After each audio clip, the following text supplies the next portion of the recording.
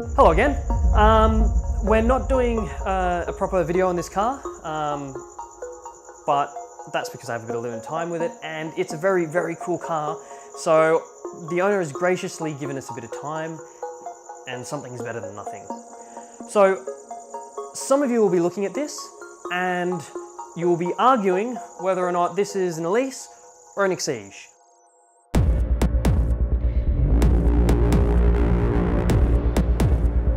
This is the Lotus Motorsport Elise, the highest strung version of the first generation Elise, which you can tell from the glorious bug eyes at the front.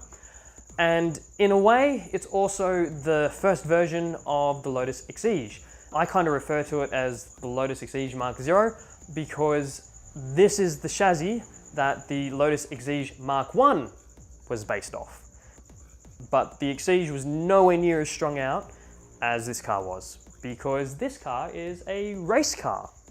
It is a little bit more to it than just the road-going car. Very cool, very rare. There were only 50 of these made, and I don't know this for sure. I haven't, I can't find out everything from the internet, but I have a feeling that this may actually be the only one left in its total original trim. Being a race-orientated car, a lot of these cars had significant alterations. In fact, I think all the ones that I've been able to find have had the engine swapped out in some capacity for whatever race series they wanted to get it ready for, whereas this one still has its original engine. The K-Series Rover engine, believe it or not, but it's very, very strung out. It's a 1.8 litre engine with 230 horsepower. Again, because race car, so very, very cool. It kind of looks like an Exige and it kind of looks like an Elise, but the owner thinks that really the only things on this that have anything to do with the Elise Mark 1 is this panel here and the headlights and tail lights, and then pretty much everything else is custom fiberglass paneling. And that's because the track and the wheelbase are both much larger than in the standard car to make it more aggressive, because race car. You want to corner it as hard as possible because, everyone thinks, oh yes, the Lotus is just not good enough around corners, that original Elise. We needed to go further down that line. And this is what they did. It made for what was a rather sort of tame, friendly, round looking car into a much more aggressive, muscular stance kind of GT series with the big flares and, everything turned up to 11, which is pretty fantastic.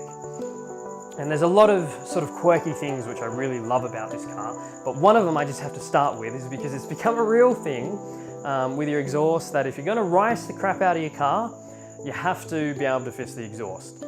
So when you're building a race car, it's the other way around. You need to be able to fist the intake. So this runs into the engine, and we'll have some nice photos of it, but as you can quite clearly see, I can get my hand quite far into that intake. If I didn't have my watch on, I'd probably be able to reach somewhere into the engine and have my fingers mangled.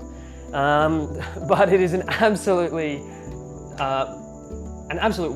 and it's a crazy, crazy thing. There's just aspects of it which, even though are kind of raw, and unpolished, but just add to the character, including all the fact that all the paneling, being a race car, is bolted on rather than fixed on.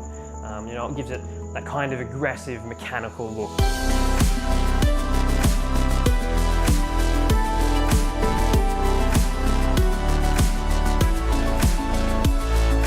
For me, this is a car that I really love because along with the McLaren F1, the Ford GT40, this is in my top 10 list because it is just a car made to do one singular job and do that one job at level 11. This is a track car to the utter extreme. Having a look at the front splitter here with my hand, you can see that I can actually get my hand stuck under the car. So it's not a road-going vehicle in some ways. For the most part, this car is totally original, with the previous owner doing some polished things like making a custom fuel tank cap out of some billet, so that would make it look a little bit fancier because it was originally just plastic, which I didn't spot, so I thought that was pretty cool. And a few other real tiny modifications, but you'd be hard pressed to spot them, even if you did know these cars very well. And just because I can, and I really, really like these cars, I'm gonna sit in it. And if you've never had the joy of sitting in an Elise before, I can tell you it's quite hard to get in. And because I'm trying not to touch the paintwork on this car, it's gonna be slightly more awkward as I squeeze myself in into a race car. And all of a sudden, I have flashbacks to the very first time that I drove an Elise, except this time it's much cooler.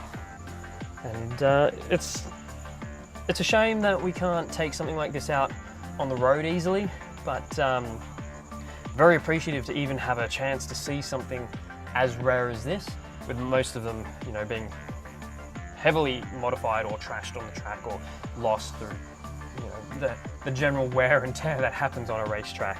I hope you guys like this video, as short and casual as it is, just because it's something so unique.